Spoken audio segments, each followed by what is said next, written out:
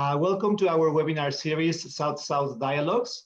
The title of today's webinar is The Earth as a Prison, Considerations on Multicrisis and the Carceral in African Literary and Visual Archives. This seminar will be given by Professor Sarah Nuttall, Director of WISER, who will be in conversation with Dr. Helena Chávez Gregor, researcher at UNAM's Aesthetic Research Institute. I would like to thank the WITS Institute for Social and Economic Research at WITS and UNAM's Museum of Contemporary Art for co-hosting this event. And before we begin, I would like to give the floor to Dr. Francisco Trigo, Vice Provost for International Affairs at UNAM, who will give us some welcoming remarks. Thank you, Dr. Trigo. Thank you very much, Arturo. Good afternoon, South Africa. Good morning, Mexico. I would like to give a few words before we begin with this seminar. Let me remind the origin of our relationship. 4 years ago, in 2016, our rector, Enrique Graue, visited South Africa at an invitation from our Mexican ambassador and also from the president and vice chancellor, Adam Habib, and was a very pleasant visit. This was July 2016. Later on, the following year, President Adam Habib visited UNAM with a definite and clear idea of signing an agreement to establish strong mobility of students, to facilitate the exchange of academics, and to invite UNAM to collaborate in the teaching of Spanish and the dissemination of Mexican culture at WITS. In this way, an agreement was signed between our leaders, and the Mexican Studies Center was created in 2018 at the School of Literature, Language, and Media at WITS, which I may say WITS is one of the most prestigious universities on the African continent and internationally renowned. In 2018, when I attended the inaugural events of UNAM at South Africa, I had the pleasure of meeting Sarah Nuttall, Director of the WITS Institute for Social and Economic Research. Also, let me remind that another big event that joined in this effort of collaboration with South Africa was in 2015, thanks to the initiative of the South African ambassador in Mexico City, Mr. Sandile Nokshina, was established the chair, the Nelson Mandela Chair on Human Rights. And this chair was open with the main objective to raise awareness through the arts in regards to the issues that afflict our society nowadays in terms of human rights. Thus, Sarah's participation represents a significant contribution to the work in favor of human rights that the chair carries out. My pleasant meeting with Sarah Nuttall opened an avenue for academic collaboration between UNAM and WITS through UNAM South Africa. So she was invited to come to UNAM this year. However, due to the pandemic, we had to postpone her visit, but we are hopeful to have her here at UNAM sometime in the future, when obviously the epidemiological conditions allow that. Open an avenue for academic collaboration. The current situation has also allowed us to envision new paths for collaboration between both institutions. And finally, Sarah's participation in a couple of activities was possible thanks to the close collaboration of UNAM and Witwatersrand universities and the Mandela Chair for Human Rights. I sincerely thank this effort in carrying out South-to-South academic activities that foster dialogue and exchange between academics from our institution. Sarah, I can only thank you once again for your willingness, enthusiasm, and commitment to participate in this series of academic events. To all the organizers of this event, I express my gratitude. Thank you all very much. Bye-bye. Thank you very much, Dr. Trigo. Thank you. Now I will give the floor to my colleague from MUAC, Julio Garcia. He is the Deputy Director for Public Events at MUAC. He will moderate the seminar. And again, thanks Sara and Helena for being here today. Thanks. Thank you, Arturo, and thank you, Dr. Francisco. Thank you very much for your words.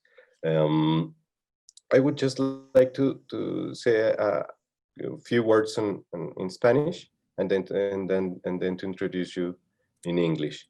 Bueno, como ya lo mencionaba Arturo y también lo recalcaba el doctor Trigo en su presentación, este proyecto es parte de una iniciativa desde UNAM Internacional y también la Cátedra Mandela. Por parte del MUAC nosotros trabajamos desde la Cátedra Olivier Debras y en este momento específico desde el seminario ¿Por qué seguir? Cultura y arte a pesar de todo, impartido por Helena Chávez y Cuauhtémoc Medina.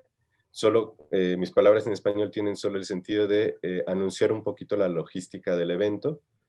Vamos a presentar en primer lugar una ponencia, una presentación de Sara Nuttall de alrededor de 40 minutos y después de eso Helena Chávez iniciará una conversación, una serie de preguntas para finalmente abrir algunas dudas, comentarios y también preguntas para el público. Estas preguntas las tendremos a través de nuestro chat y se las estaremos haciendo llegar tanto a Helena como a Sara. Ok, bueno, muchas gracias y empezaremos. For our audience in English-speaking places, hoping that a lot of them from South Africa. My name is Julio García Murillo. As Arturo pointed it out, I'm Deputy Director of Public Programs at the MUAC. And I would just like to say that this presentation is part of our Campus Expandido seminar series. And it is part 2 of our extraordinary chair in visual studies, Olivier Debras. This session is an extraordinary session and an extraordinary lecture for our seminar ¿Por qué seguir? Cultura y arte a pesar de todo, that we could translate as Why do we keep going? Art and culture nonetheless, or regardless, we could translate it that way too. And it would be presented, we would have a presentation by Sara Nuttall, around 40 minutes presentation by Sara Nuttall, and then a conversation with Doctora Helena Chávez McGregor. Well, thank you very much, Arturo, Dr. Francisco, our guest speaker, Sara, and Helena. We are very happy to have you all here, even though by digital media.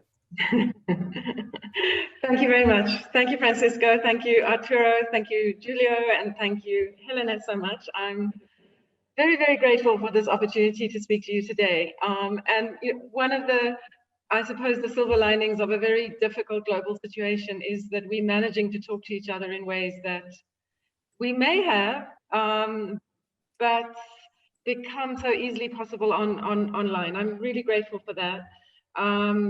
I want to try to talk in a way that speaks to a world that's transforming before our eyes. And what draws me to this dialogue is the opportunity to talk South, specifically from Johannesburg to Mexico City. And I very much welcome people from elsewhere who are listening to this conversation. I really hope that today's session will contribute to a more sustained intellectual engagement between UNAM and WITS. We began about 2 weeks ago a dialogue about institutions and especially universities and the new and the old challenges that they carry and must respond to. In today's session, I want to turn more to questions of epistemology and ontologies, having thought about institutions 2 weeks ago, and to try to reflect on how we could think about what I'm calling today multi-crisis. By multi-crisis, I mean unprecedented scales of change across a range of phenomena, which are global in their impact and interconnected in ways that many commentators are calling planetary, but many of which may be felt most acutely in the global South. So the opportunity, as I say, to speak South and southwards today is one that I value a great deal. I also want to think about how we might work with and expand the notion of the carceral. And by the carceral or carcerality, I mean how societies have been shaped by the logics, the ideas, and the practices of imprisonment, even when not exclusively connected to prisons as such. So these are the ways in which I want to grapple with the changing iterations of our world and our expanded notions, again, collectively, as we confront questions of politics, questions of the pandemic, and questions of the earth as such. Now, very often in these kinds of conversations, the work of art and literature are left aside. And certainly the archives of the African are not consulted very regularly in global conversations or thought of as places to think from. And it's precisely those terrains that I want to refer to in the course of my argument today. So I've titled my talk somewhat provocatively and interrogatively, "The Earth is a Prison," with a question mark after that. And what I wanted to capture and straddle by way of that question mark and offer as a terrain of investigation for us to consider relates, of course, to the gathering multi-crises that we face as we enter the third decade of the 21st century. And in my thinking, this has had to do variously with the growing disentanglement of the rich and the poor as the wealth gap increases exponentially, the stubbornness of historical racial formations, which seem to gain new life in the present, the newly fraught conditions of the so-called alien and the stranger, only exacerbated by networks of terror, the prospect of environmental collapse, and now the global pandemic. We are undoubtedly at present in a very dark space of world history, in which earlier iterations of the prospect of what some saw as planetary humanism give way to intimations of planetary collapse, and in which renewed fantasies of escape and flight jostle against vocabularies of protest and survival as we face the loss of imagined futures on a number of levels. Now, what interests me in the context of today's discussion is how these fantasies of escape and the sense of what I'm calling the loss of imagined futures suggest at the same time and constitutively a growing and multiplying terrain of the carceral, that is, of an imprisonment in the condition of the now, in ways I'll want to elaborate on in what I have to say. They also, I think, by ways of advocacy and critique, propel the struggle and set the ground of contestation for what we could call decarceration, a term I'll try to develop as a possible critical language of futurity and change in the present. Certainly the notion of a tectonic shift in both our capacity to produce political change and a feeling of a renewed sense of catastrophe has been inflected by the growing climate crisis with the increasingly uncertain sustainability of the Earth itself. And it's for this reason that I draw Earth and the conditions of a newly fragile planet into my title and into a discussion of the carceral and imprisonment. To these lines of thought, one must immediately add the global pandemic of 2020 and its own vocabularies, of course, of imprisonment. Lockdown, first and most obviously, is itself a term drawn from the grammars of the carceral, used in prisons, schools, hospitals, and even airspace, as after 9/11 and during COVID, and now across the world at large.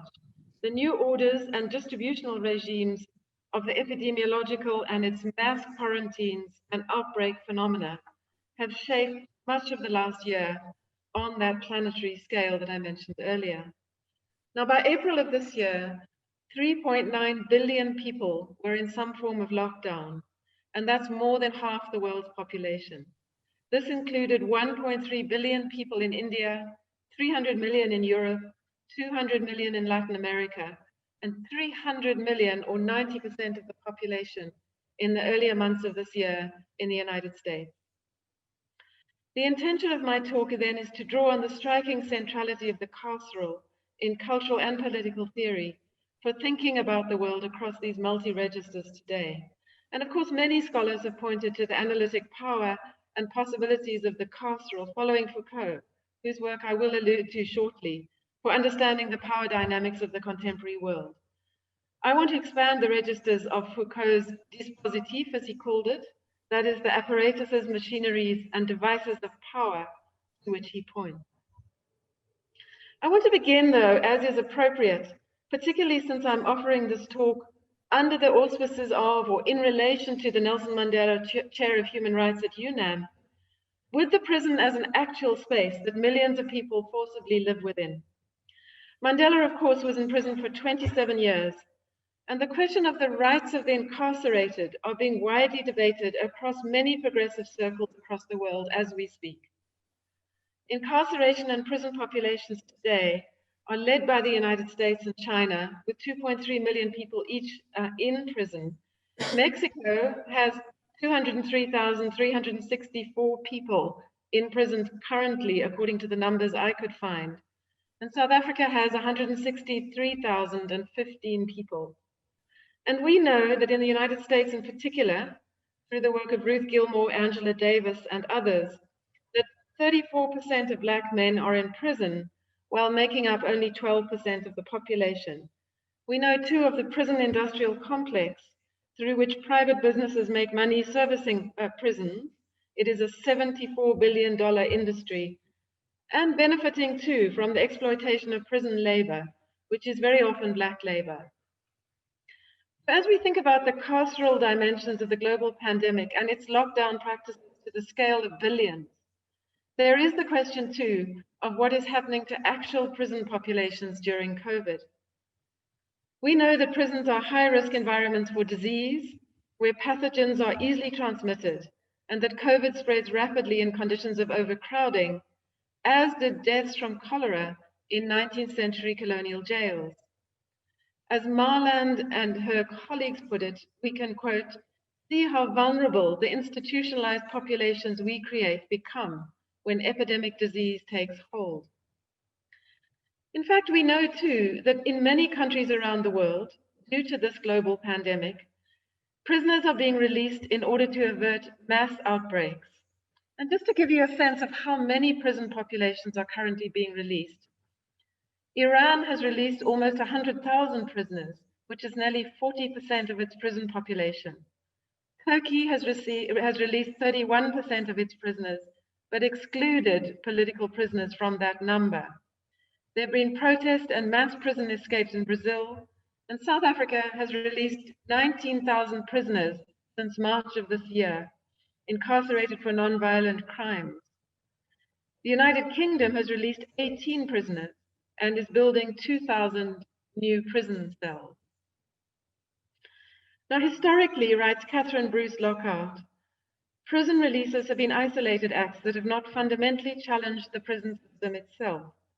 But the scale of the COVID releases could be, some argue, a step towards decarceration and strengthen the hand of prison abolitionists towards systemic change. In South Africa in 2020, low-risk inmates have been released. Early parole has been given to those sentenced for, quote, crimes of need. In other words, not murder, gender-based violence, child abuse, and other violence crimes, but crimes often caused by poverty and dispossession, now called for the first time crimes of need. Thousands remain behind bars in dangerous conditions. Many are arguing for the release of prisoners and that it is now about our collective safety.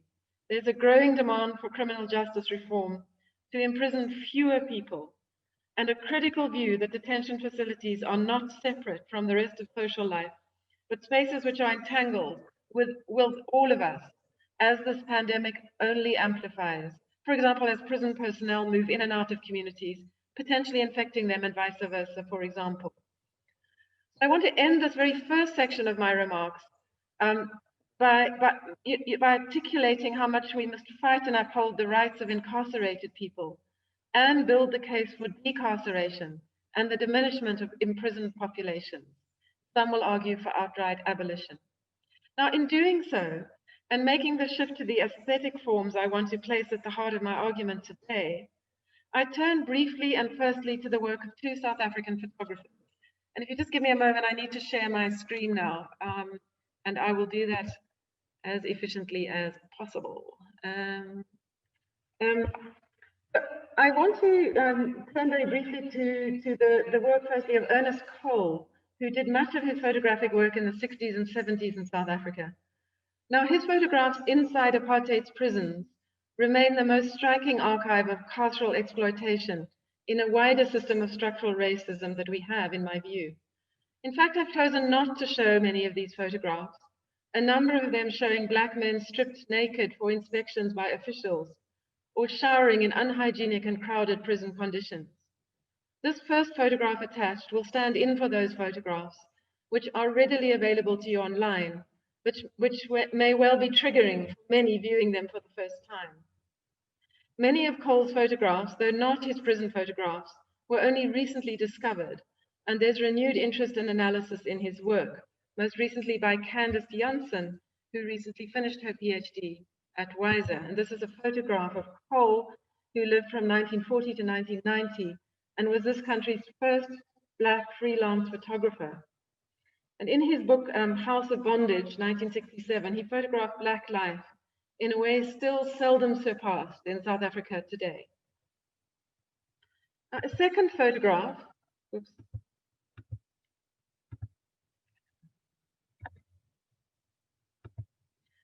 A second photograph, by way of beginning the second section, is one taken by contemporary Johannesburg-based South African photographer Michiel Zubotsky in Pollsmoor Prison in Cape Town. It's taken before the pandemic, of course, but the painful overcrowding and enforced intimacies in his image of prisoners in a single room reveal, can now be read, of course, in terms of the pandemic that they so easily foster. The compositional power of both Cole and Zubotsky's photographs and their wider bodies of work takes us further than the prison walls to suggest the conditions of the carceral as the prevailing conditions of the social as such. Here are further photographs from Cole of men crowded together holding their pass papers during the apartheid period, I assume, and of mass crowding on a train in a station in an era in which public transport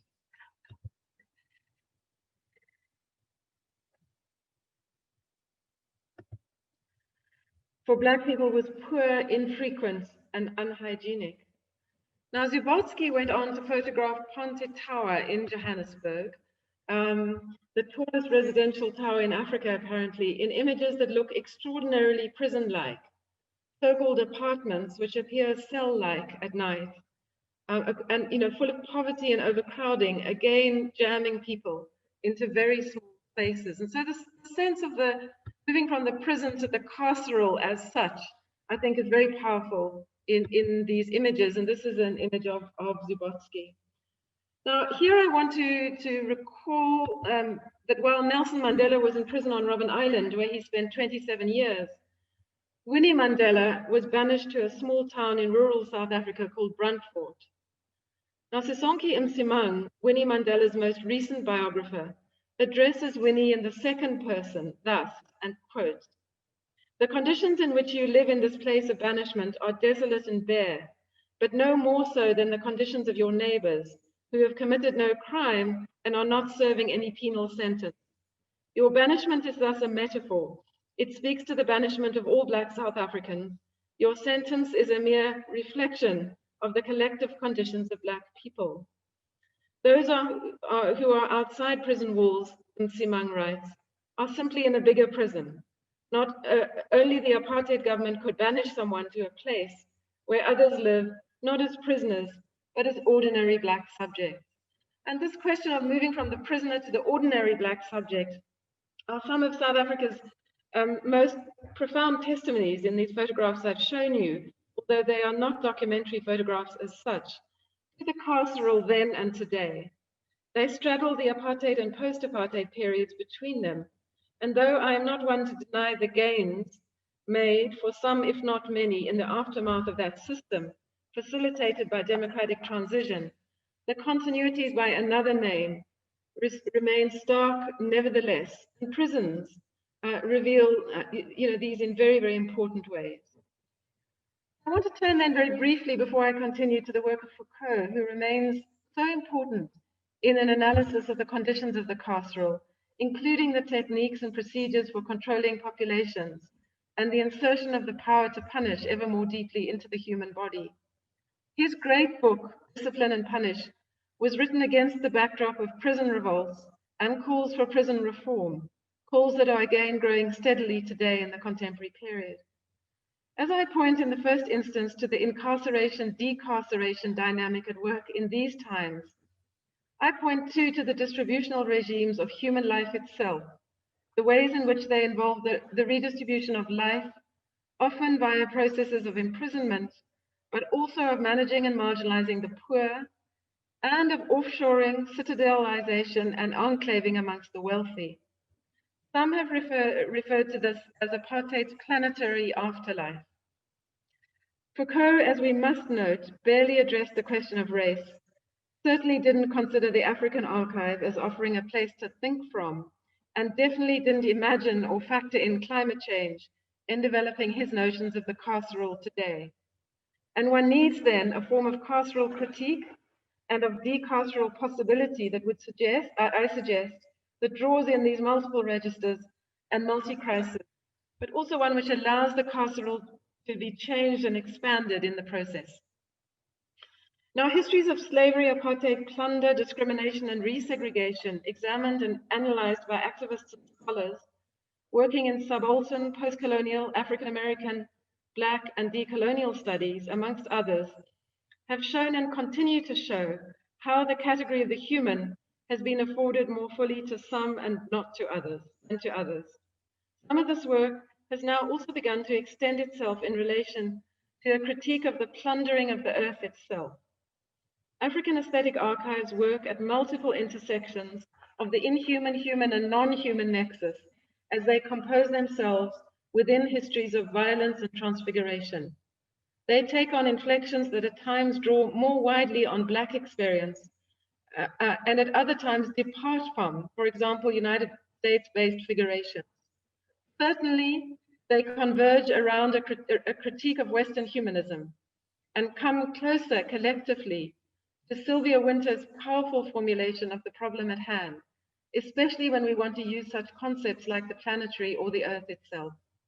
Wynter talks about the human yet to come, suggesting implicitly that it is through the confrontation with a racialized capitalism, or a capitalist scene, as Donna Haraway has put it, that have in many ways produced the unsustainability of the earth system itself, that we can even consider the prospect of learning to be human collectively for the very first time.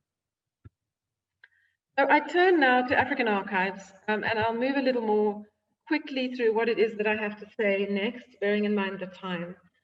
I want to consider three sets of works which refract and elaborate on aspects of the earth as a prison argument as I've set it out above.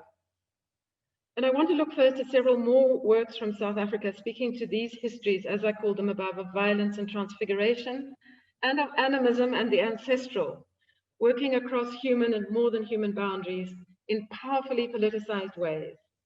I move then to the loss of the earth as a catastrophe of environmental collapse, and lastly to discourses of disentanglement and terrestrial exit, often invoked by Afrofuturism and Afro-pessimism. Now, at the entrance of the heritage precinct of Johannesburg's Constitutional Court, which is in fact built on the site of many, many prisons, of a prison complex during the apartheid period, right in the heart of Johannesburg and near Wits University, there is a sculpture by South African artist Emily Fanny, made sometime in the late 60s or early 70s. It is simply called History. It's made of black burnished metal, and it reveals four entangled figures. Indistinct man-woman figure seated on what appears to be the bench of a cart. As Paul Clark has beautifully written, the bench reveals itself to be a prostrated man-body thing, its head peering through the seated person's legs. The pulling figure's hands have become feet-like, its arms, legs, and its legs, trunks. This composite body, part man, part ungulate, meaning clawed, is pure force, writes Clark. And this is not the triumphant blending of human and animal, he notes, but an unnerving rendering of life captured for its muscular capacity. Clark reads this body, as we must, as a reflection historically on Black life in Johannesburg. A becoming alien, he writes, a becoming animal, revising old but still deadly racial and national distinctions through embodied practices in their most radical forms, as our modes of encountering difference broaden in an Anthropocene-inflected way. And I'll have more to say on whether we should use that term Anthropocene at all. I'm using it for now, and I'm quoting from him. Fenny's distorted figures, most often in the form of fine-line drawings, despite the sculpture I've shown here, have the appearance of having been deformed physically by the brutal forces of society itself. His man-body thing in history experiments with form, rejects realism, re-examines almost everything at the same time, and produces an aesthetic introspection which we know as modernist. The work speaks of a previous historical era, to ongoing human injustices in the present, and beyond, to the modes of encountering difference and inhumanity in the unfolding world of multi-crisis to come. And this is a picture of Fanny working at sculptural form. I want to move now very, very quickly on to the post-apartheid period in which a number of films and novels, including the film District 9 that some of you may have seen, and Lauren Bierkes' novel Zoo City, respond symptomatically to post-apartheid Johannesburg. In the former, alien figures called prawns come to inhabit the city's shacklands and informal settlements. Locals speak about them in the same language used for xenophobia in the city's poorest areas. And indeed, the soundtracks used are recordings of actual xenophobic rantings against Nigerians in Johannesburg. Towards the end of that film, the main human character becomes infected, in quotes, by an alien and non-human body of the prawn, taking on mutant form. And in the novel Zoo City, human characters, as rendered in this image, are tethered to animal others, as the novel explores how to be animaled is to be forced to accept intimacy with an extreme other. Both are potent filters for contemporary Johannesburg's filmic and fictional imaginaries, but neither, I would argue, carry the force of Fanny's sculpture called history. The final image I'd like to show in this section before moving on is this one. It's a performance piece of live art by Setimbile Msizane, performed in response to and situated within student movements for decolonizing the university at the University of Cape Town in 2016. The piece is called Chapungu, The Day Rhodes Fell.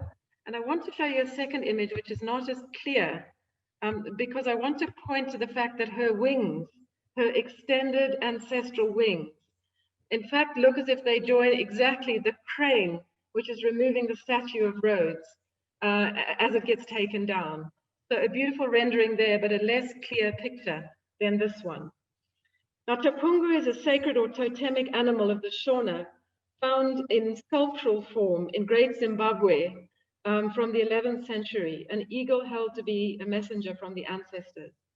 And as she, the artist, extends her human limited arms via the symbolic wings of the bird, ideas of escape from imprisonment, an imprisonment within the codes of a university that decolonization would fundamentally challenge, and the rising of the powers of the spiritual are invoked with the assistance of the ancestral, which is not so much separate from the human world, but is evident within the human world, as Kali Kutsia has beautifully rendered this political aesthetic.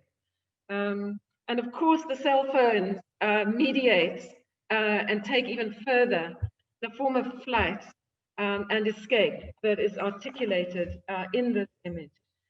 It is wrought from the trauma of confronting colonialism's legacies in the present, including its capacity to wreak symbolic harm on, to those who, particularly Black students, must suffer its ongoing legacies in the present, including at universities. And South Africa has been very, very powerful in articulating decolonial form in these and other ways. So the works that I've considered here insistently politicize, I hope you'll agree, the categories of the human, the inhuman, and the more than human, generating and rerouting them through conditions of radical precarity and structural racism. This is really important, I think, in response to those who remain skeptical of the political consequences of invoking non-human forms in the very aftermath of post-colonial transformations. And importantly, I would argue, for considerations of imprisonment and the carceral, these forms that I've shown you offer a vocabulary for thinking with the shackled human, rendered mutant or tethered to animal form, as well as the performative dimensions of the ongoing struggle against dehumanization and for decolonization. Now, in the second section of my presentation, I move now to Dakar, Senegal, and I focus on the loss of the earth as a catastrophe of environmental collapse by looking in particular at the question of human bodies and African bodies rendered as debris or waste.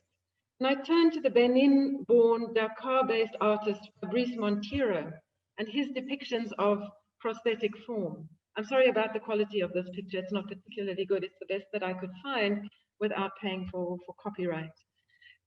What he does, Fabrice Montero, is place larger than human scaffolded prosthetic figures in Senegal's most environmentally depleted places. And in this image, a female figure with a partial fish-like form, recalling the Mamawati figure of West Africa, of West African folklore, and an extended right arm with parahuman fingers emerges from the ocean. Behind her, a beached oil tanker drenched in water and oil. Her face is barely distinguishable and appears to have turned into black matter. She is a creature that has the appearance of a damaged human being, whose signature is now deeply associated with the products of extraction, in this case, oil. Montero, the artist, says this, quote, "I wanted to make images which associate animism and ecology for a better reading of the problem we face."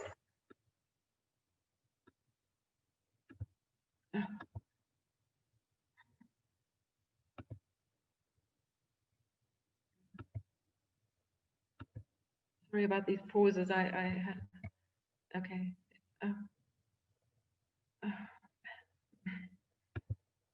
Can you see that?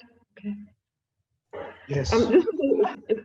Can you see? Yeah. This is the second image, and I'll move quite quickly through these in the interest of time. But he clearly abandons the art gallery in favor of the outside world.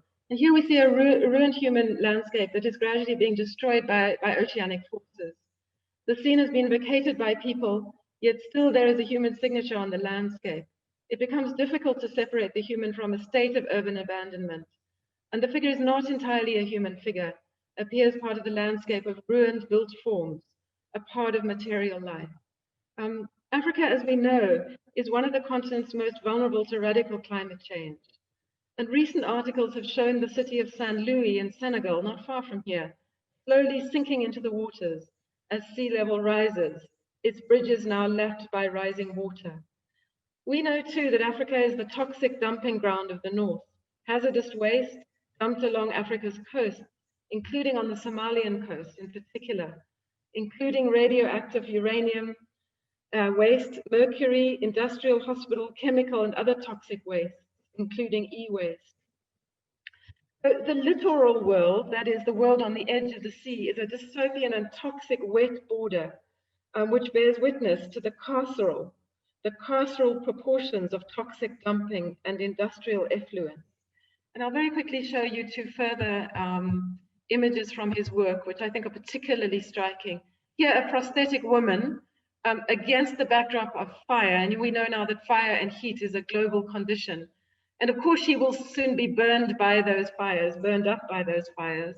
And here, a final work by Montero, which shows a woman on a mountain of waste made herself from waste materials. And I really just want to conclude this section by pointing out that Montero's prosthetic figures are now testaments to a land and an earth ravaged by waste, toxicity, and climate change, but which reference figures drawn from earlier ritual performances, which privileged forms that appeared on stilts in wooden masks and often clothed in vegetal materials. Such earlier figures would have been very significant, were very significant in African performative archives, which drew on forms of giganticism within a broader world of multiple beings of and in various dimensions. I would argue, before leaving this section for my final section, that the carceral here, in my extended reading of the carceral, speaks to the confinement in a continent said to be the worst hit by massive droughts, floods, sea level rise, and pollution, the victim and dumping ground of Western capitalism's dark carbon spewing, and its designation of the body of a continent as much as of African bodies themselves as subject to the waste and effluence of the world. Now, in the final section that I move to before my conclusion, I'm going to skip over that novel, which also talks to forms of giganticism in Lagos and its polluted waters, which we could talk about another time. In the final section or constellation I want to consider today, I begin with two examples from the African diaspora. So much African aesthetic work has, after all, been fundamentally in conversation with these diasporic archives, although the reverse has sometimes been far less true. I find that African American and Black British archives still seldom reference the African archive. And the African American writer Ta-Nehisi Coates writes in his epistolatory memoir, which is called Between the World and Me, that Americans believe in the reality, as he puts it, of race as a defined feature of the natural world. In other words, race is naturalized in the American world. Thus, it follows, he writes, that one is left to deplore racism the way one deplores an earthquake, a tornado. As a child, he came to understand his country as a galaxy, and that while one portion of this galaxy was liberated, another, his own portion, was enslaved by tenacious gravity. I knew that some inscrutable energy preserved the breach. I felt but did not yet understand the relation between that other world and me. And he asks himself, why was life so different out there in that other world past the asteroids? The plunder of dark energy was at the heart of our galaxy. Being Black, Coates writes in this letter to his son, which forms his memoir, reflecting on his own youth, which was someone's name for a human-turned object in a planetary system which makes your body breakable. As a young man, Coates writes, he is infused with an abiding, irrepressible desire to unshackle my body and achieve the velocity of escape. A form of prison riots, you could say, decarceration, a bid for abolition, and a form of a desperately desired freedom. Later in his life, after Trayvon Martin's killer was acquitted, he begins to accept that, quote, there is no velocity of escape. My life was the immediate negotiation of violence. Towards the end of his book, Coates considers that the dreamers, that is the American dream, alive to those people who believe themselves to be white, as he puts it, plunders not just the bodies of humans, but the bodies of the earth, the body of the earth itself. The dream, he writes, is the same habit that endangers the planet. It's such a powerful book, and it's one in which I believe decolonial thinkers and writers and artists in South Africa are very much in conversation with. I will just point out that in the final sequence, Coates and his family moved to Paris, a place he considers, quote, a different galaxy, far away from the debilitations of being Black in America. As a range of his readers outside the United States have pointed out, though, Coates does not do enough to consider the experiences of racial exclusion by people from Algeria, Mali, Cote d'Ivoire, and so many other African diasporic, so many other African countries in France today.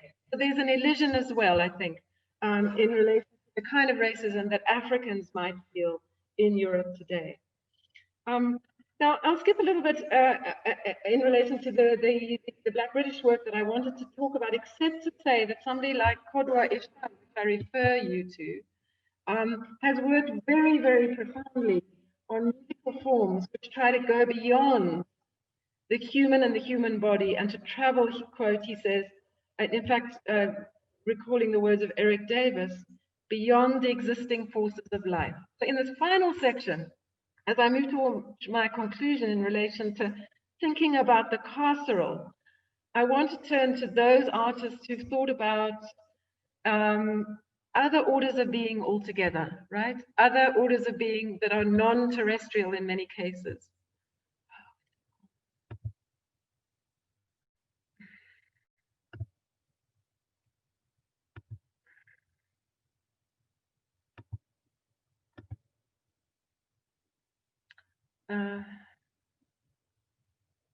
Okay, I'm going to stop the images there and just continue speaking. And if we, I think that this goes back to Du Bois discarding the limitations of allowable thought, reckoning with strangeness in Sunrise words, or embracing what Paul Gilroy has called a politics of transfiguration. And these traditions offer a very powerful vantage point from which to consider the theme of the earth as a prison, now really invoking racialized histories and the history of racism and its contemporary manifestations by drawing together a critique of racism and a critique of the plundering of the earth itself. If we think about how South and Southern African artists and writers are approaching these questions, I would only refer you to the work of artists in Johannesburg who are trying to decolonize the online world of the internet, so decolonial technologies and the art forms associated with that. So rather than thinking about going off-world, as an earlier generation of Black thinkers had thought, and Du Bois included, these artists are thinking about the online world and the way in which it reproduces the power relations and the carcerality of the offline world. So Facebook slums, Twitter elites, countries trying to claim their own internet spaces, online internet refugees, digital refugees migrating in order to have access to the internet and so on. And these artists are asking how bloodlines, ancestral lines, who you are, where you come from, where you will return to work online. There's some extraordinary good work by digital artists, including Tabitha Rizer, who is thinking about going forward while looking back, using African past to negotiate African futures, including online futures, and navigating sort of decolonial pathways on the internet in relation to what she calls the multiverse. I called it the multi-crisis, she calls it the multiverse. So let me move to conclusion, and I will conclude very quickly. I know you've been listening for a long time.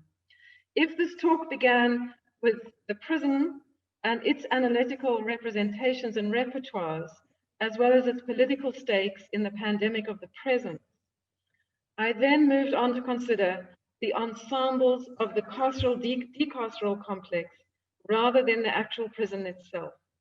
By looking at examples from African art and literature, I wanted to consider ways in which this archive extends the Foucauldian carceral by crucially considering the centrality of race to these earlier deliberations, insisting on Africa-based epistemologies instructive to this work, and incorporating the ways in which these artists are thinking about the sustainability of the earth itself. What we could call, if you like, the African Anthropocene body of knowledge, and how it teaches us how we might approach and reapproach the question of the carceral today. I've really then been wanting in this talk to think about, on the one hand, reanimating the living vitality of the Earth system itself, which African pre-colonial thinkers were doing long before we started theorizing the Anthropocene, that's for sure. But also those traditions who are committed to discarding the dimensions of allowable thought, insisting on the power of the as yet unthought, perhaps, to use Saidiya Hartman's term, including ways of going off-world or online to a better place, and as a means of scaling the prison gates, transgressing the laws of the carceral state for good. Thank you very much.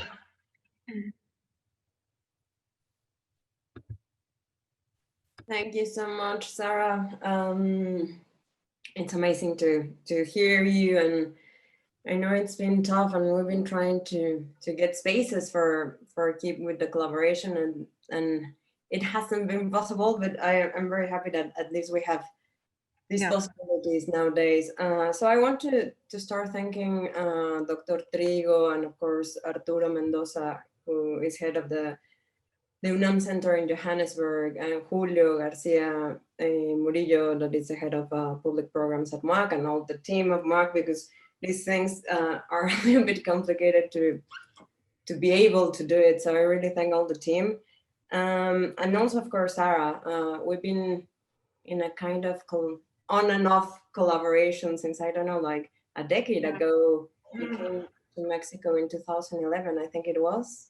Yeah. So I want to thank, and I want to I mean, this intervention of Sarah is also, I mean, it's like the conjunction of the chair of the Mandela chair at the UNAM, trying to address issues of human rights, but also it's framed in the seminar, and most of the people that are in the Zoom are part of the seminar that I'm doing with Cuauhtémoc Medina this term, and it's called How to Keep Going, Art and Culture in Spite of Everything, or something like that. So we've been working for the last 3 months, I think, in a very, very complex way, because all the classes, of course, are online, but also it has been very interesting in terms of getting in contact with a lot of people, including students that are not in the city, but also in other parts of the country. So it has been very interesting. I'm very glad that I see lots of them, of the participants of the seminar here. But in this seminar, we've been trying to, in order to address the issue of how to keep going and why to produce art, we've been trying to open different archives. So one of the first was Francis Alice with his latest work in Iraq, or Ursula Beeman with her work in Colombia with the Indigenous University. Also now you, and then we will have the participation of the Charani Collective, that it's a group in Mexico, in Michoacan. But one of the things that I think it's important in this seminar, it's what you're doing, and it's this idea of sharing archives, and that it's important to share those archives in order to create other possibilities of thinking and expand thinking and expand notions that somehow had been very important in Western thinking, as Foucault, as you frame it in the carceral, but to expand it with other archives to create other forms of narratives and possibilities and that. And I think it's important in this kind of collaboration that we somehow, Africa seems very far from us. And it's very interesting and important that we share those archives and that we start creating other bridges that they don't need to cross through the more hegemonic spaces of knowledge, meaning the States or Europe. So it's very interesting and very important, I think, the collaboration that can be framed in that way. So I'm going to make some questions around your presentation, or to open, and then we'll open to the rest of the participants of the seminar. So I want to start by saying that your presentation allowed me to think the vocabulary of this pandemic in other frames. I had been thinking in the military use of the governmental instructions, but I think it's extremely interesting to point out the carceral structures of today. I mean, not only for the lockdown and the isolation that we have been experienced and the expel of the public realm that the pandemic has brought, but also to explore, as you say in your paper, a distributional regimes of the human in itself. So to expand the notion of the carceral to think at other forms of experience. So in that sense, the carceral, of course, make us think on those who are in real imprisonment today and the present conditions of it. mass incarceration, as we have seen in the latest protests in the US, it has a huge political problem. Mass incarceration is not only entangled with the privatization of the prison, that is a huge topic in the States, but also with racist logics that can be traced to slavery. I think, I mean, if I follow you correctly, to open the question of the earth as a prison is to stretch the conditions of the carceral to the living. So the carceral as a condition that for many is the everyday experience and doesn't limit to the prison, but it expands to a notion of the earth in which the whole earth is conceived as a prison because of the logic that constitute societies. So I think in that sense that the archives you present allow us to give us a glimpse of those experiences of the living as a carceral. And I want to go, I mean, it's very interesting as well to have like the archives of some African artistic practices and to put some kind of tension in there with some, let's say, diaspora practices. I don't know how to call them, Yeah. Or artistic practices that are done in the United States and the UK mainly, and that can be called, I guess, Afrofuturism. And it's very interesting to tense those two narratives in the sense that the construction of that they do in relation to the history and also in relation to the future. So in those forms of the carceral in the African archive, I think there is a need to go to the past and to make some kind of repair work through the past. And in the case of the Afrofuturism, there is this need to invent a history. And I mean, of course, politically, the importance of the Afrofuturism was that as they had like a denial past, they needed to invent a past. And so they invent some African past that maybe, or a history that maybe didn't exist and didn't follow the African needs of that, I don't know, to deal with history and with past. So I would like a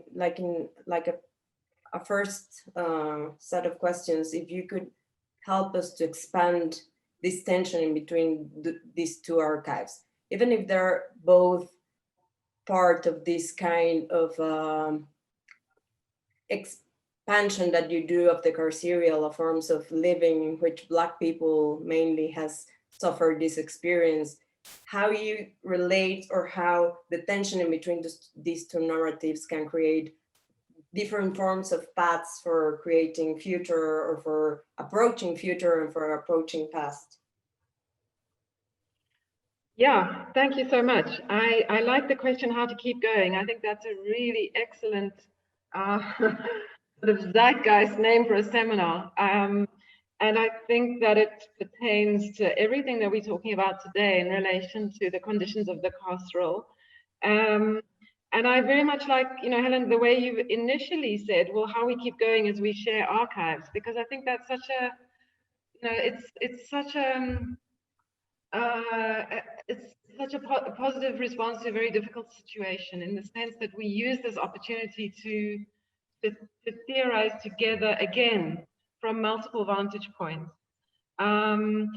You know, and you say that Africa feels so far away, and I'd like to ask you back now another time,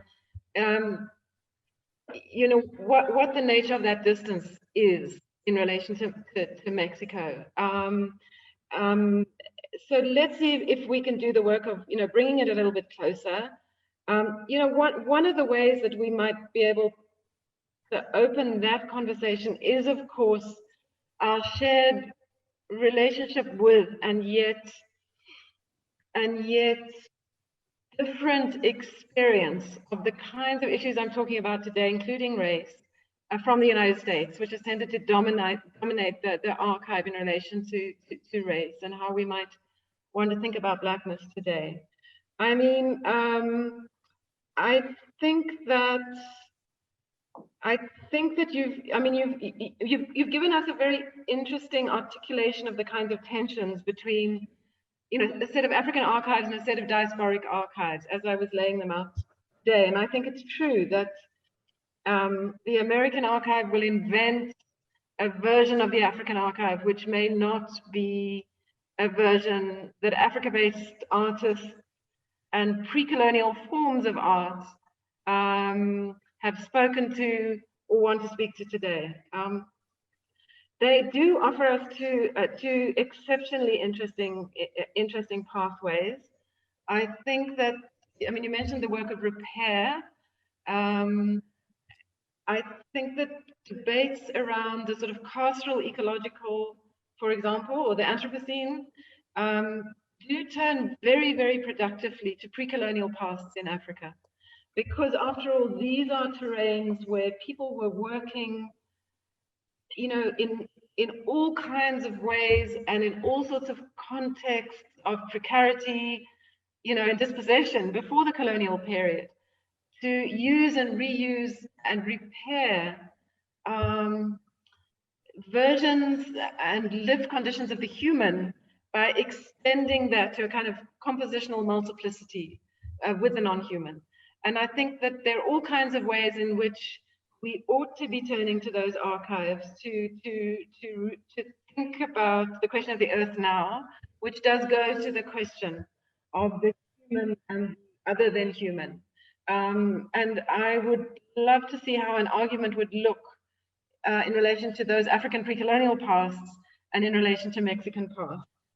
And so all kinds of resources can be drawn from those domains of African form making and thought making, correct and re-articulate the ways in which invocations of the Anthropocene, for example, or even debates around the earth, tend to launder out these kinds of pasts, these kinds of histories. I think that aspects of the African American archive are incredibly powerful, as I was trying to articulate, for helping us to think beyond, for helping us to think about what many people in the current critical terrain are calling, abolitionism as a critical practice, and which Afro-pessimism is really turning its thoughts to incredibly potently. So those forms of Afrofuturism are very interesting to read in relation to notions of Afro-pessimism, which talk about abolition on all kinds of scales, including the abolition of the social as we know it, in order to rebuild across completely different pathways, and to, I suppose, speak to Sylvia Wynter's formulation of the human yet to come. So these are different pathways, and they do offer different resources. And I think what's been really interested in recent decolonial debates, as I read them in South Africa, is that they are in fact drawing from both resources. So from articulations of Black history coming out of the United States, but also articulations of the ancestral and to some extent the animist that are coming from Africa-based ideas about the earth, about the human, post-human, non-human, inhuman, etc. And so there is a divergence. There's an interesting divergence of paths, and it would be amazing to try to think with Mexico in relation to those paths which are charted, I think, most creatively and fundamentally by Black artists and writers and theorists at this point. Thanks very much. Thank you, Sarah. I think it's super interesting, and I really intrigued by many of these tensions in between these narratives as well, in terms of the production of temporality and which are the consequences in terms of trying to invent, address, invoke a future in a way. Another thing that I was thinking when I got your paper, it's in this critique of the Anthropocene.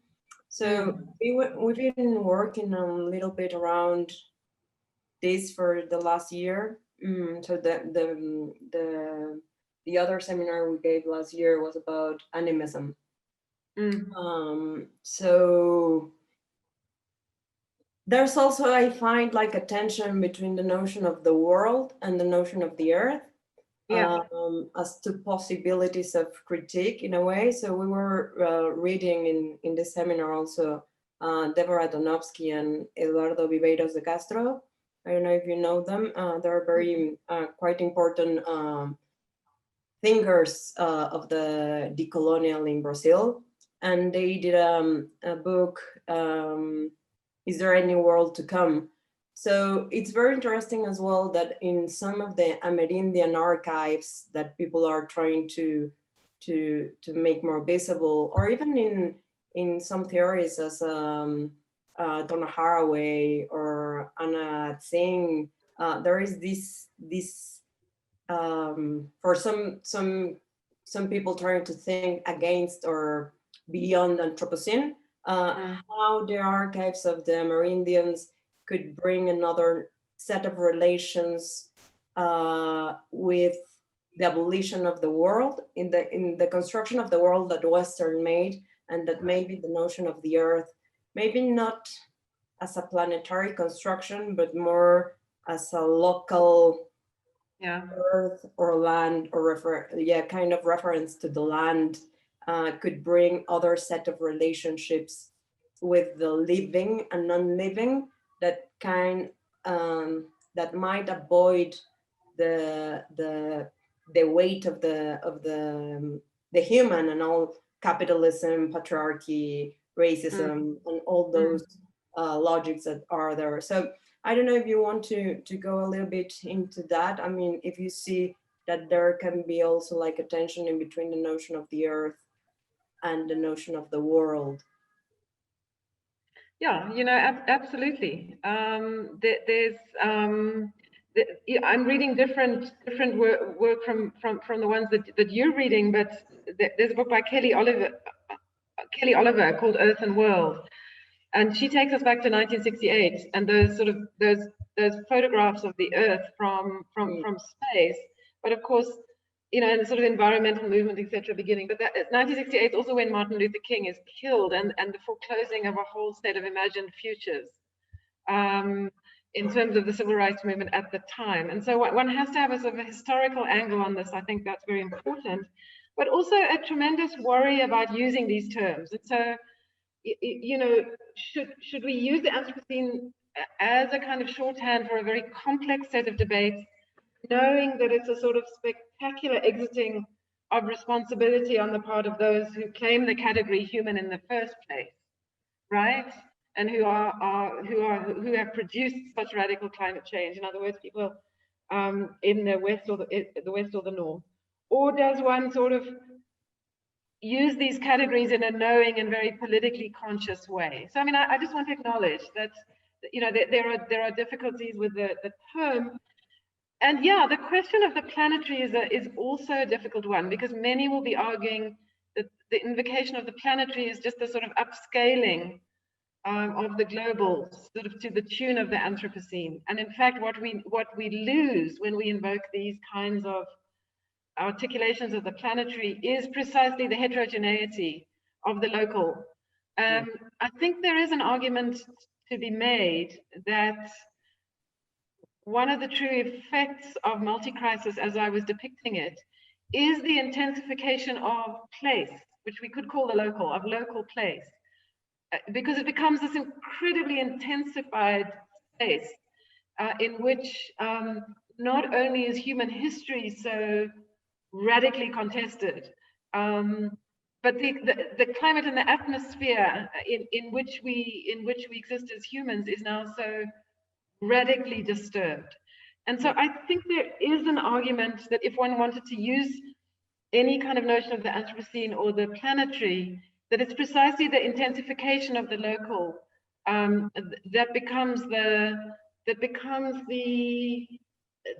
sort of central nexus, which then might stretch out to the question of the earth, but is fundamentally located in place. So I think I love to give these talks when I'm still wrestling with these questions, so many scholars, including scholars who call themselves scholars of the South, are, resorting to notions of the planetary, for example. But I do know that that's very, very much in tension with the decolonial, actually, and the unwillingness of, I think, sort of decolonial thinking, certainly in South Africa, to move to the scale of the Earth or the planetary, while wrestling with how we work with climate change inside of these discourses.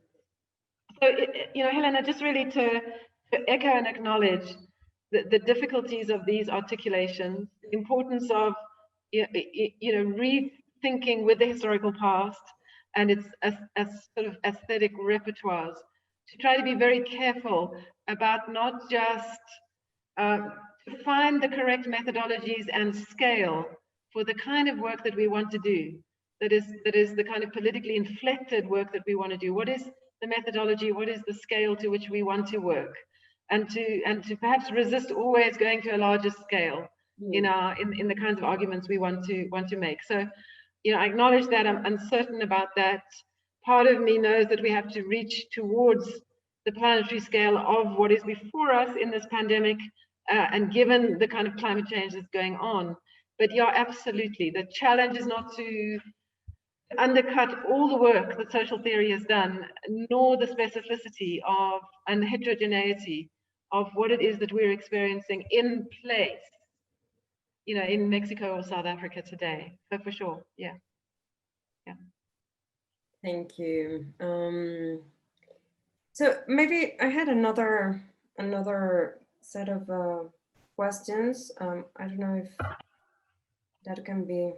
I mean, if I understood correctly, I mean, the argument that I find super interesting that you're doing is that like the carceral doesn't limit to the prison or some kind of dispositives or apparatus of control as the prison, the hospital, the school, the university, and so many, as Foucault described them, but like to expand to a notion of that, from it's a regime of distribution and visibility and more like in this kind of Ranserian way, but also like that is the experience for a lot of the everyday experience for a lot of people of being in this kind of situation of the carceral as a dispositive of exclusion, exclusion of the public, isolation, conditions of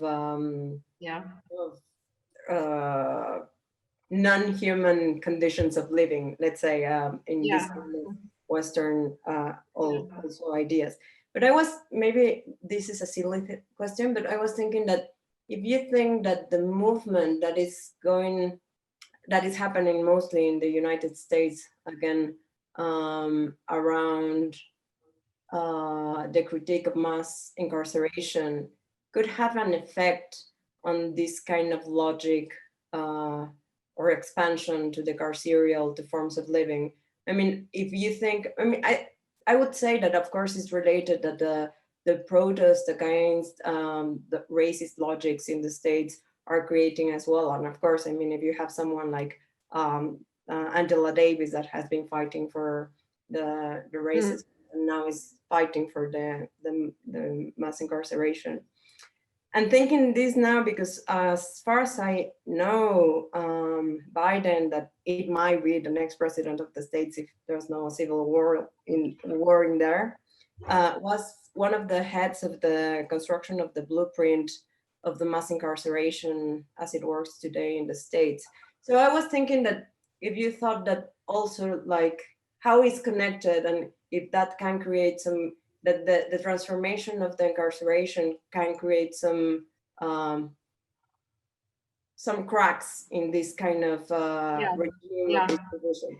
Yeah, well, I mean, I was taking the idea that of the decarceral as a potential critical and political possibility based around the mass release of prisoners during the pandemic, and how one might be able to harness that as a critical resource for thinking in the terrains that we work in, which is the terrains of the sort of political aesthetic. And I was wanting to point to the differences between decarceration, which I think is still in some senses part of an argument for criminal justice and abolition, which is really an argument for closing prisons and destroying the structures of the social. And so I was wanting to look at, and the way I work is I don't tend to be definitive. I just try to start to articulate for us. Okay, we have the carceral. I've tried to extend the terrain of that analytically. And then we have the beginnings of something we could call the decarceral, which would indeed be building on the kinds of critiques that Angela Davis has been making, but also the kinds of critiques that are only emerging now for the first time as a structural possibility through the pandemic and what it does to the prison, quite literally. How could we take that more metaphorically and analytically into theory is a question. And then to acknowledge and think with, abolition, which is inhabiting more and more, I think, critical theory and critical race theory. And it was really interesting reading The Guardian today, where it was announced that the Department of Homeland Security, notwithstanding that Biden has just been elected, is sending a flight of Cameroonians who are in asylum in the United States back to Cameroon tomorrow morning. Okay, and that is despite the fact that the previous flight of Cameroonians sent out of the United States under Trump have not been located and have disappeared, and that Cameroonians from Anglophone Cameroon right now are being sent back from the United States to Cameroon face extrajudicial killings. So this is happening today, but I was interested for our purposes in some of the banners held by the protesters who were protesting what the Department of Homeland Security is doing today. And on those banners were abolish DHS, in other words, going for an abolition logic, So I think, Helena, just to finish off before we ask other people to contribute, I'm really just trying to start pushing the possibilities of the decarceral as a critical resource for the kinds of conversations we're having in relation to the earth as a prison, the carceral, etc. But to think about the distinctions between the decarceral and the abolitionist in relation to bodies of thinking around the decolonial and the Afro-pessimist, for example. So, I haven't got all the way down the line, but I'm starting to think how from countries outside the United States, when substantive prison populations have in fact been released. And I haven't seen any discussion in critical theory on this, on prison release. I've only seen very small items of journalism on it. But could we harness that as a critical resource for our thinking as we try to manage multi-crisis, in our local terrains, but also at a planetary scale today? So those have been my questions. Because I do believe that critique has to hold out some kind of possibility or politics of the future as well. And I would speak to decarceration in that sense. So thank you for that. Okay, do you think we should open like the space for the rest of the people to ask questions, Zora? Yeah. Okay, so there's one here. I need to make the translation as I go. So let me try to do it. So Grinta de la Rosa, she asked if you think that there's a relationship in the way in which indigenous art from Latin America and from Africa are produced and consumed. This in the frame that could be a historical past, politically and social, and that this past of the art in these two contexts, they share an experience of colonization, exploitation, abuse, and discrimination.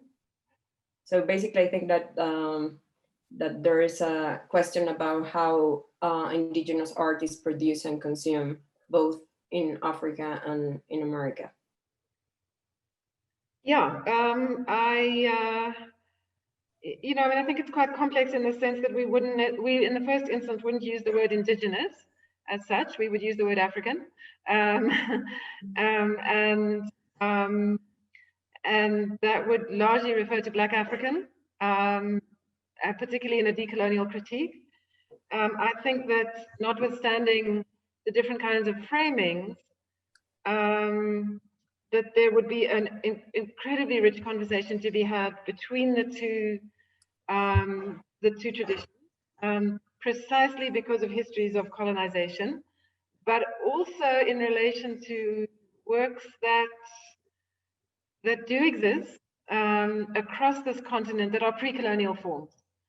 So, so many forms of African art are produced through and via the colonial process, the colonization process, but many others are produced before that. And so, which is not to say there weren't sort of, you know, histories of internal colonization on the African continent and so on. So there would be that. That I think, I mean, I've never seen really such a study, and part of that terrain would be a sort of articulation of an analytical frame around the multiplicity of being and the ancestral, the resources of the ancestral. I think that what one sees, broadly speaking, in these traditions from the point of view of scholars working on them now, it would speak to those two terrains. And the degree to which the African ancestral continues to inform kind of more modernist articulations of African modes of being. So very, very powerful traditions and articulations. So we should really try in a seminar, you know, going forwards, to put these two traditions together and start to think with them in relation to, but also against, you know, work coming out under the sign of the Anthropocene and so on. I think it would be very, very powerful. The way in which they consumed would probably also be, you know, really, really similar. The way in which they are consumed by certain Western audiences and the kinds of frames that those Western audiences give to this work, as opposed to the frames that Africa-based intellectuals would give them, or Mexican scholars would offer them, you know. So it's always that sort of complex articulation of these forms against and in relation to the knowledge discrepancies and articulations across North and South. So it would be a really powerful conversation for us to convene, I think, yeah. Yeah, I think so. Are any more questions around? Otherwise, we can keep going with this one, because, like, I mean, like the history around as well, the relationship with what we call indigenous art in Latin America and in Mexico, it's very peculiar in the sense that it was completely absorbed by the Western function of the art. And then so indigenous production was translated or configured as craft, basically. So nowadays there is a discussion in which there's the question of what is indigenous art and contemporary art, basically. I mean, how we think contemporary indigenous art in the same or in contraposition, but like in conversation at least with the production that it's been made in the contemporary world. And it's been very interesting. Mark just did a very, very interesting colloquium or symposium with Tate around those issues, because it hasn't been an issue in Mexico. And I think we need to start dealing with the fact that as a nationalist project, what they did with the art was to create this kind of, the indigenous was good because it was dead somehow. And what was the present was just like the fusion of the mestizo. So it is very complicated, and it's very interesting as well how to relate with those with the coincidences, but also the differences between the colonial past and in Africa and in America. I mean, We both have like a very colonial, of course, past and legacies and that, but the way that they were part of the configuration of the nation state is completely different, and the way we need to decolonize that, it's also different, but we can learn from the archives of the other. Yeah, I mean, there's a long tradition here too of African, in other words, Black African art being named as craft, absolutely for sure.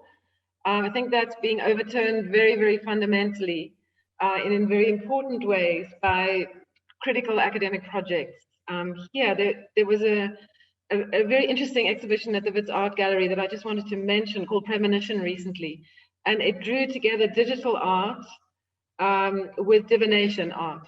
So the art of divination under the sign of premonition. In other words, both the digital and and divination practices, trying to think about the thing that's there and not there, the thing that haunts, which could be the ancestral, it could be the trauma of colonialism, it could be you know, the capacity to find the equivalent of water, but all of these ways of thinking outside of the sort of strictly, I suppose, tradition of the Enlightenment, etc. And so, it was one of the most productive things. As I was trying to say, digital art in Johannesburg at the moment is really making this argument for African pasts as African futures. In other words, think about the past as a way of navigating an African future. And I find that really, really profound. In other words, think with the past and those pathways that it offered, to think into a decolonized future. It's really very, very powerful. And so this idea of bringing together divination practices with what's possible these days online, with algorithms, etc. I think is an interesting nexus that speaks to the present moment quite powerfully. Yeah. Yeah, that is very interesting, and I think it's a very important work to do, yeah, because also the history of how past has been read by Marxism in, yeah, a way. So I was here in Achille in a recent conference on reparation and the importance of the past in order to think the future, but also was here in a conference of Judith Butler with Chilean art critique, Nelly Richard. It was very beautiful because at some point Judith Butler said something like Antigona would have been opposing Marx or critiquing Marx because the dead shouldn't bury the dead. We are the ones that need to bury the dead, so we need to push. So she was talking about the protests and how those legacies of past protests were the ones that were in a very weird and strange way actualizing or demanding their existence somehow, yeah, not always in a very coherent way, but maybe sometimes very visceral. But yeah, I think that the problem of time and past and future is one of the most important today in relation to how we keep going. So there's a few ones that we can do before we finish. One is Isis Yepes asks, what will it be the new layer or layers of exclusion, not just in the pandemic university, but also in the pandemic culture and art institutions? Because they also checked the podcast that Vice-Her is doing.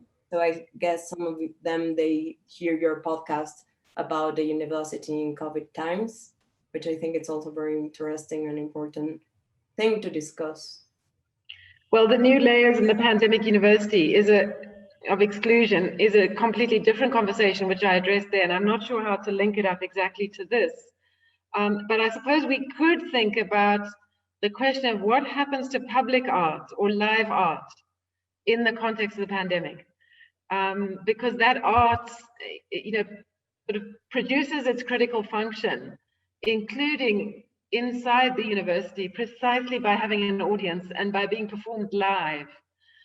So that particular artwork I showed you by Setembili Msazane was a live art performance, which was absolutely extraordinary in what it could articulate around, the removal of that statue, setting in motion sort of colonial processes which were echoed around the world in universities. And so I think that another layer, yet another layer, which I didn't discuss in the podcast, to think about is the role of art inside of universities and what becomes disabled in terms of what kinds of conversations and audiences and art practices live art can convene in the context of an ongoing pandemic, in which we expect a second wave, and in a context where universities are fundamentally at some level moving online. Then what happens to the resources of art, including live art and performance art, and the role that it's played within the decolonization of universities is a question that might link, what we talked about last time and what we're talking about today.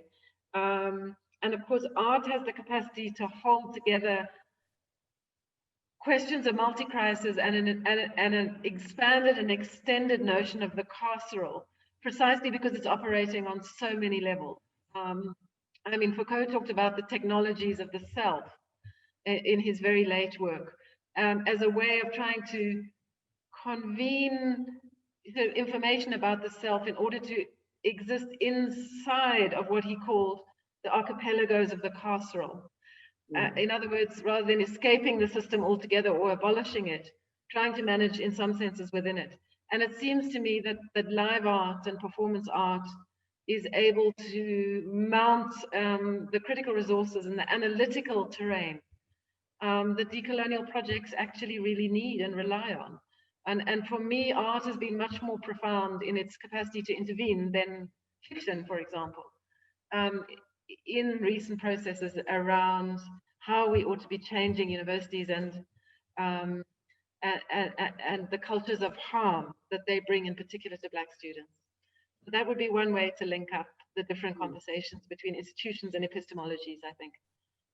Yeah, and I think it's super important right now because, like, as you have explained and addressed this conference, like the carceral is just like expanding, and in this moment it's in our structures and it's within our institutions, and it is in the school, and there is in the governmental instructions of how to deal with the pandemic, but it's getting very, I mean, the system is getting there, so it's very interesting to think that maybe the art can be some form of cracking this kind of some kind of decarceral impetus in some respects. I hope so. Yeah.